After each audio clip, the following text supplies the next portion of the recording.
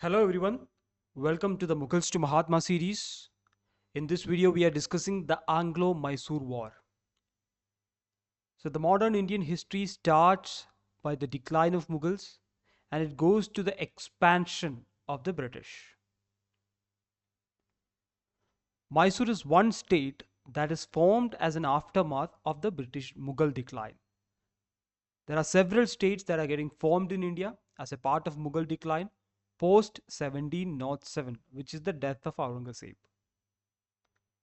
And every such state that is getting formed like that is getting accommodated into the fold of British territory. Either the British will directly rule them, such state will be called as the British provinces, or the British will instill a subsidiary alliance on the state. That's why when we talk about the Constituent Assembly in 1946, we have representatives from both the provinces and the princely states. So the history of the provinces and princely states starts from here, and Mysore is one state that was not willing to sign the subsidiary alliance. So Mysore had to be conquered. This is the story of the conquest of Mysore. Mysore was conquered in a series of 4 wars. We call these wars the Anglo-Mysore Wars. Now remember that these Anglo-Mysore Wars were not fought by the British and the Mysore state alone. There were Indian princely states who were part and parcel of the game as allies. At one point, they were allies with the Mysore state. At another point, they were allies with the British. So very often we talk about quarreling Indian states, and that was the reason why the British actually consolidated India. And this is a classical example of that case. Let's see what exactly is the series of events. Now, when I talk about Mysore state, you have to be very careful with the map here. You can have a look. This is the Mysore that we are referring to during the time of Anglo-Mysore War. The extent of Mysore will keep changing because after the Mysore War, for example, in 1799, British will take some territory, for example, regions like Wayanad, where the recent landslide occurred. This territory will be taken by the British. Some territory will be given to the Nizam, because this Nizam already signs the subsidiary alliance with the British, so he's an ally. Then you have the Marathas, the Peshwa territory. Some territory will be given to the Peshwas as well. So the extent of Mysore will keep changing, but this more or less is the territory when the war is going on. Now there are 3 kind of polities that emerges after the Mughal decline. One is successor state. This Nizam's territory, what you see here, is a successor state. This state accepts the Mughal sovereignty, but at the same time it is ruled by a noble with some kind of an autonomy. So once Mughals decline, or once British take control of them after 1764 Battle of Buxar, these states becomes nominal. They don't have real power. Then you look at this state. This region here, it's called the Carnatic. Now Carnatic is very important because in Carnatic you have Mahi. Mahi is the center of French power. You also have Madras, which is the center of British power. So this is one area where the battle for supremacy over India is going on. So Nawab of Arcot or the Nawab of Carnatic. So this was a previous year question, the Nawab of Arcot. This is a center of political tussle, and this Nawab of Arcot always supports the British in this battle. So keep that in mind. So this is the context. So I was talking about successor state. This is a successor state. Then you have rebel states, which is on top, like the Jats, the Marathas. So these are rebels to the Mughals and not the British. And then you have independent states. So Mysore is an independent state. All right. Now let's go back a little further. This is the story after 1700s. Before 1700s, this region was under the control over the Vijayanagara Empire. Now we are going back to the 15th century. Now there is a reason why I am taking you back to this period. Now in this period, this entire region is under the control of the Vijayanagara Empire. Vijayanagara Empire is the biggest empire in that region, even during the time of Mughals. Now in Vijayanagara Empire, which got established in 1336, peaked during the time of Krishnadeva. So I'm giving you a chronological fact with respect to medieval India as well, because Krishnadeva is a hotspot. So Krishnadevaraya's reign lasts from 1509 to 1529. In 1565, this empire comes to a close through the Battle of Talaikota. Even after this, there are nominal kings. These nominal kings gets replaced by a person called Timmaraja Vodayar. So imagine a strong Vijayanagara empire. After the Battle of Talaikota, it is getting disintegrated. So you have many local polities under the leadership of people like Poligar. Poligar means a local chieftain. You'll study about Poligar revolt against the British after this. Just keep in mind that local chieftains are coming into power. And the Vodayar dynasty will recapture this opportunity and they will come to power in this period, 1610. Vodayar dynasty again was a question asked by UPSC in the past. So Vijayanagara, Vodayar dynasty, and this person, Chikka Krishna Raja Vodayar. He is a prominent king in the Vodayar dynasty. See his time period, 1734 to 1766. During this time period, there are two powerful ministers. They are brothers, Nanjaraj and Devraj. Now these are like the side brothers in the Mughal court. These people makes the king a puppet. Alright? And they have absolute power over the territory. Under them, under these ministers, saves a powerful commander named Hyder Ali. Hyder Ali is not a formally educated person, but he was a very efficient tactician and commander. Now, how Hyder Ali comes into power is a different story. Hyder Ali comes into power within his range, within his time period, that is in 1761. There is a reason why Hyder Ali has to come into power. Because these two people, Nanjaraj and Devraj, they are in control. The king is a puppet. They cannot control the invasions that is coming up from Nizam and the Marathas. Marathas, when I discussed Marathas with you, I told you they are very quick because they have a very quick cavalry. They are highly mobile pastoralists. And Nizam has a lot of wealth and he's also an ally of the British. So constant threat coming from Nizam and the Marathas. These two ministers couldn't hold that, so Hyder Ali has to rise in power. That gap, that power vacuum was filled by Hyder Ali. Hyder Ali is a very able administrator. We'll see that in the first two battles with the British. So remember this year, 1761, this is the year in which Hyder Ali takes power. Now what will happen? Hyder Ali will modernize everything. First of all, to counter the Marathas, he will come up with a very strong cavalry because Marathas are very mobile. Second, the Nizam is getting supplied by British arms. To counter that, Hyder Ali will modernize his artillery. Third, I've told you that British is in alliance with the Nizam. So Hyder Ali will also strike the alliance, but the alliance here is with the French. So Mysore state always has a close tie with the French state. Even during the time of the last battle of Mysore, which is 1799, you can see the presence of French here. So Mysore state can never be an ally of the British. Always they are aligned to the French. If at all a question comes like that, be very clear, they have always been an ally of the French. So cavalry, artillery, alliance. These are the three fronts in which Hyder Ali reforms his army.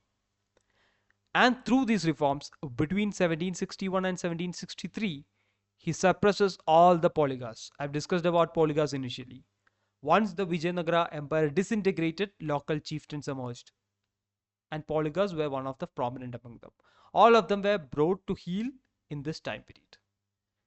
Until 1772, Madhav Rao was alive. Madhav Rao was a Maratha Peshwa. So Marathas were defeated in the 1761 Third Battle of Panipat by Ahmad Shah Durrani.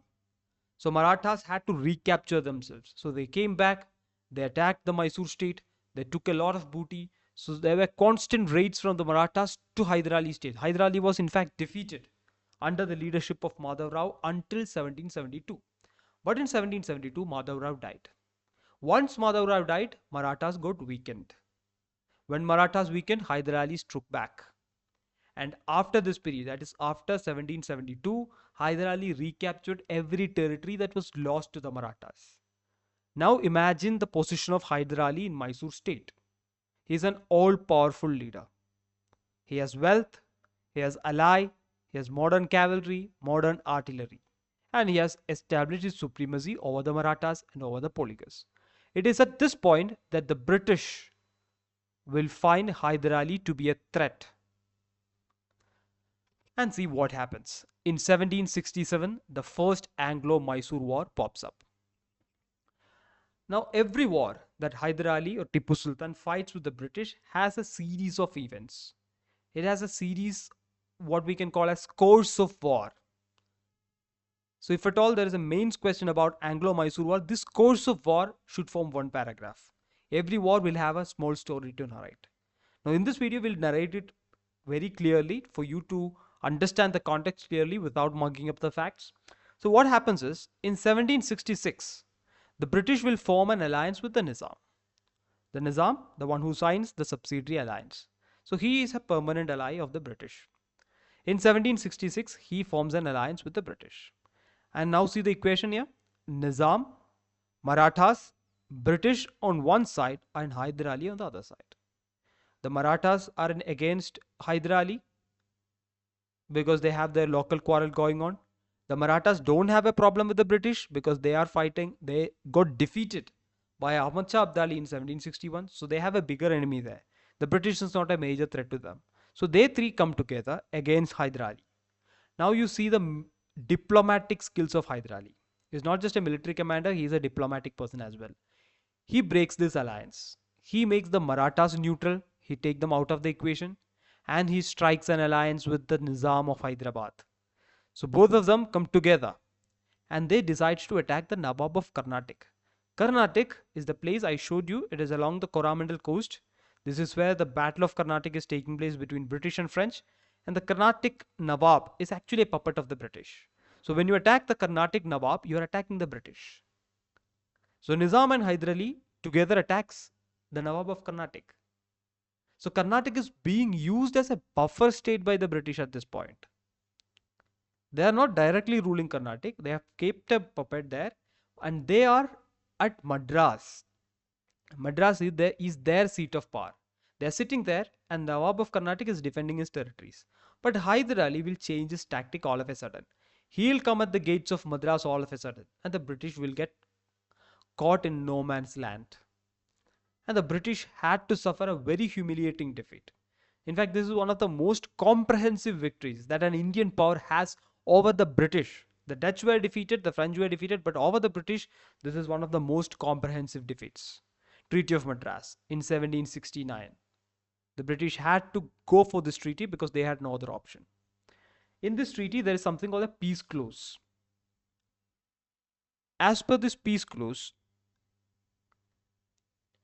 if any of the power, either the Hyder Ali's Mysore state or the British, if any of them get attacked by an external state, the other person will come for rescue. Okay, that is the peace clause. Just keep that in mind. Now let's come to the other side. 1769, the Treaty of Madras is signed. 2 years goes by. In 1771, the local quarrels will re-erupt. Now this is a constant phenomena. The Marathas will attack Mysore, Mysore will attack Marathas, and the Nizam will come in, the Nawab will come in. This is a constant phenomena in that time. In 1771, the Marathas will attack Hyder Ali. So what was the Treaty of Madras? When Hyder Ali is attacked, the British should come for help. The British didn't come. This is where the friction starts first. Second, American Revolution is going on in the same time. So who is in control in America? British. And there are a group of rebels who are running the revolution. Who is supporting the rebels? France. And who is France supporting in India? Hyder Ali. Now you see the equation. In the context of American Revolution, the friction between British and Hyder Ali further strengthens because Hyder Ali is taking the help from France. Then one important event happens. In the context of American Revolution and Anglo-French rivalry, British will decide to attack Mahi. Mahi is the seat of French power. And Mahi is under the protection of Hyder Ali. So Hyder Ali will see this English aggression as a direct threat to him. So he will wage a war against the British. For this, he will form an alliance. It includes Hyder Ali, Nizam and the Maratha, the same old alliance with the British. And you see what happens next. Aire Kute. This name would come to you during the Carnatic War. Aire Kute is the able British general who defeats French general Cote de Lally. The same person, the same Aire Kute will intervene in this war and he will break this alliance. He will make the Marathas go out of the equation and Nizam go out of the equation and he will isolate Hyder Ali.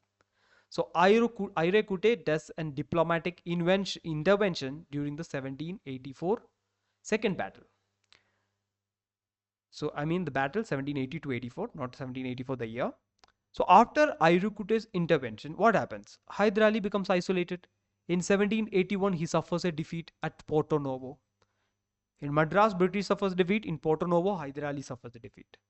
And in 1782, Hyder Ali dies. He is not killed by the British, he dies of cancer. In 1782 itself, the war is not over yet. Tippu Sultan takes control. Tippu Sultan is the son of Hyder Ali. The war goes on for one more year. Nobody wins. There's a stalemate. And both of them come to a treaty, which is the Treaty of Mangalore. In this treaty, both of them are at equal stake.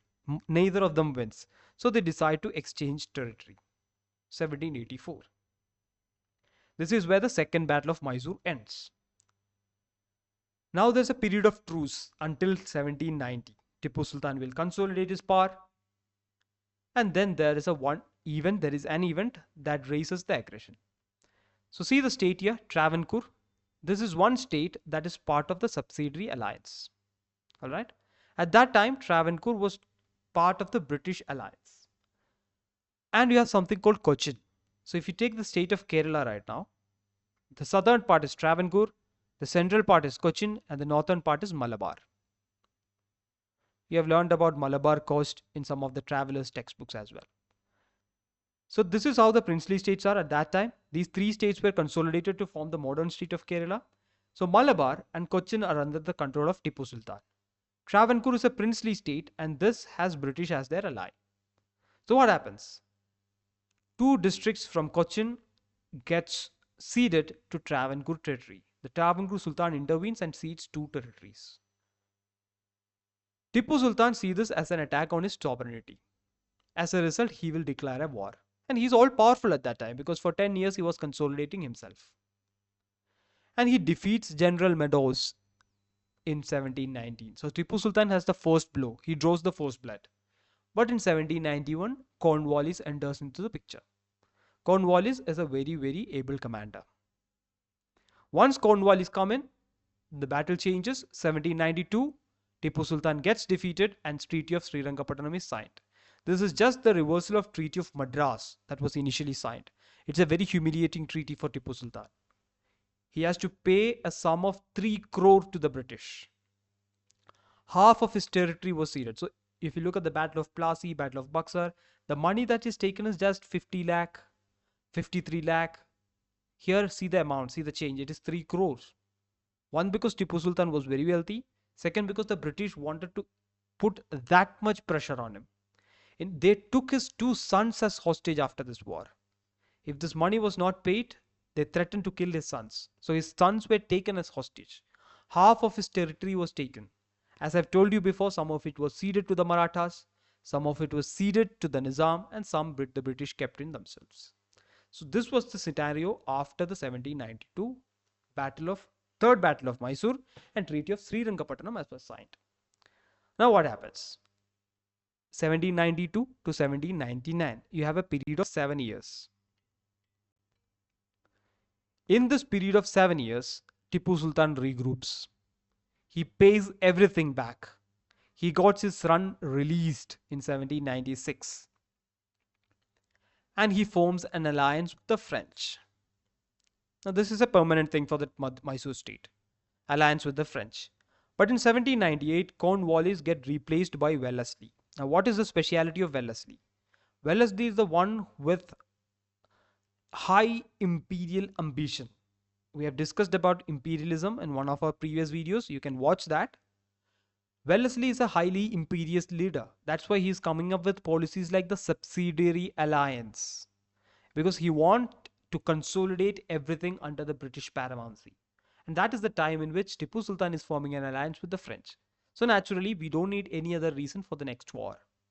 Here, one more thing you have to remember is the Napoleonic consolidation. Again, a prelims question, something UPSC has asked, something from world history. This is why we have to study history in its context. Because if questions like this come, you need to apply that. See, 1789, French Revolution takes place. After that, there is a counter revolution. Monarchy is dethroned, Napoleon comes to power. From 1800s or from late 1790s, it is time of Napoleonic consolidation in Europe. So there is always the threat of Napoleon conquering India, and it allies with the time period of Lord Wellesley in India. What you see as subsidiary alliance is a policy not just to fund the British army with Indian money, it is also a policy to avert Napoleon from targeting India.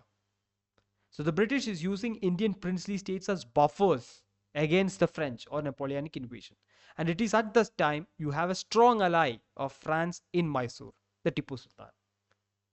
So Wellesley don't need any other reason to conquer Mysore now.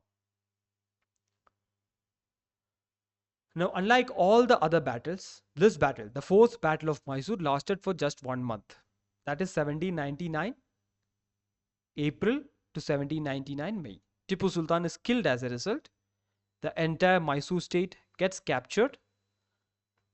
So in this also, the alliance is always there. As I said, Marathas is on one side, Nizam is on the other side, British is with them, and Tipu is on the other side. And here you have one name. This is again a UPSC previous year question. So this is one hotspot. Arthur Wellesley. He is the brother of Richard Wellesley. So when we talk about Lord Wellesley, he is Richard Wellesley. So UPSC has asked it like this, exactly like this. UPSC has given the term Richard Wellesley in the question. But Richard Wellesley is not the person who defeated Tipu Sultan on field. It is Arthur Wellesley, his brother. So Arthur Wellesley is the one who led the war. He defeated Tipu Sultan. And what happened? They instilled a puppet, who is the Wadayar king. This dynasty doesn't have any power now. They were reinstated by the British, and they signed the subsidiary alliance subsequently. So now go back to the entire picture that I drew before. Battle of Talaikota, the Vijayanagara Empire, then the Wadayar dynasty after that, the reign of Chikka Krishna Raja Wadayar. Remember this year. It is within his year that Hyder Ali is capturing his kingdom, is rising to power, 1761, and everything is getting over from 1761 to 1799. So if you see, the reign of Tipu Sultan and Hyder Ali is just for a brief span of 40 years. And in this 40 years, they are completely against the British, they are resistant to the British. Wadayar dynasty is just having a break for just 40 years. After that, they are getting restored. Just to give you this larger picture, I started from the Battle of Talaikota, the Vijayanagara Empire. Now I think the picture is very clear. Don't think that Tipu Sultan and Hyder Ali had a very prominent empire for a long time. It was just for a span of 40 years. And it gets over by the Battle of Mysore. Now one more thing, just one legacy to add here. In 1831, William Bentinck, he just recaptures the Mysore state as part of maladministration. So there are few states that gets captured by the British for maladministration. One is Mysore, second 1856 Awadh. So these two states get captured for maladministration, and Lord Ripon restores it in 1881. Lord Ripon, you know, is a liberal governor general, unlike Lord Lytton who just preceded him. So this is the future of Mysore after the defeat of Hyder Ali and Tipu Sultan. Just these two incidents. Other than that, you don't have anything else to remember from Mysore. So that's it. The entire story of Mysore in its context, including that of world history, is presented to you. Keep the story in mind, keep the years in mind, keep the names in mind. Thank you for listening.